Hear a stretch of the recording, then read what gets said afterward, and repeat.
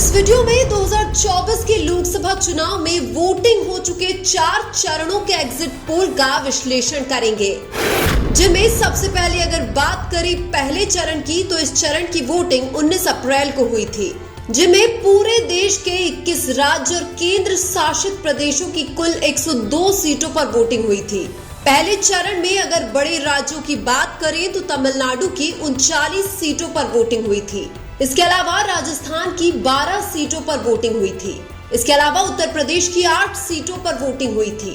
इसके अलावा मध्य प्रदेश की 6 सीटों पर वोटिंग हुई थी। लेकिन पहले चरण की कुल 102 लोकसभा सीटों में से एनडीए के खाते में 35 से 40 सीटें जाने की संभावना है, जबकि इंडिया के खाते में 55 से 60 सीटें जाने की संभावना है, जबकि अन्य के खाते में 4 से 6 सीटें जाने की संभावना है।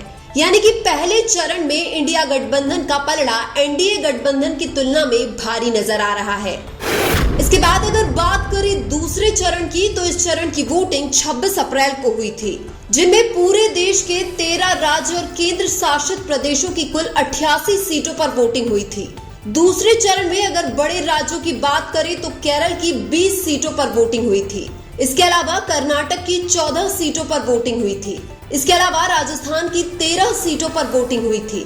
इसके अलावा महाराष्ट्र की 8 सीटों पर वोटिंग हुई थी।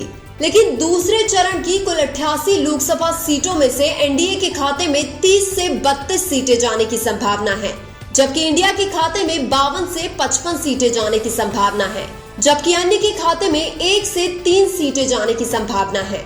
यानी कि दूसरे चरण में भी इंडिया गठबंधन का पलड़ा एनडीए गठबंधन की तुलना में भारी नजर आ रहा है।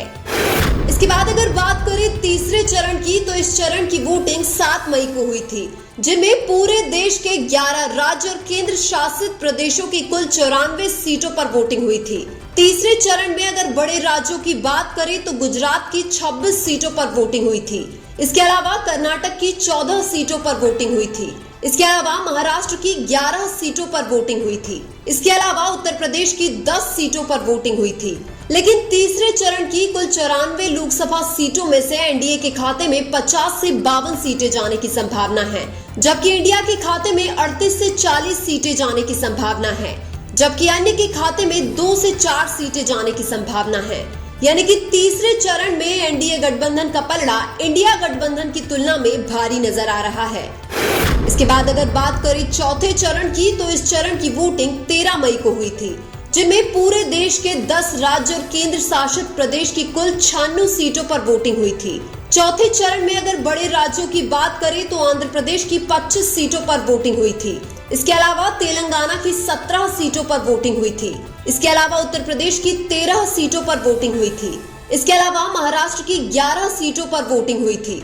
लेकिन चौथे चरण की कुल 96 लोकसभा सीटों में से एनडीए के खाते में 35 से 36 सीटें जाने की संभावना है, जबकि इंडिया के खाते में 33 से 34 सीटें जाने की संभावना है, जबकि अन्य के खाते में 25 से 27 सीटें जाने की संभावना है। यानी कि दूसरे चरण में इंडिया गठबंधन और एनडीए गठबंधन के बीच कांटे की टक्कर देखने को मिल रही है।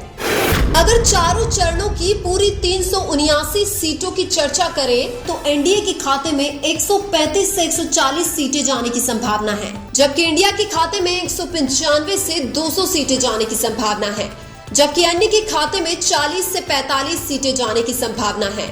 यानी कि चौथे चरण तक इंडिया गठबंधन का पलड़ा एनडीए गठबंधन की तुलना में भारी लग रहा है। लेकिन 2024 में आप किसको प्रधानमंत्री देखना चाहते हो? कमेंट करके जरूर बताइए। वीडियो अच्छा लगा तो लाइक कीजिए और हमारे चैनल मीणा की आवाज को सब्सक्राइब कीजिए। धन्यवाद।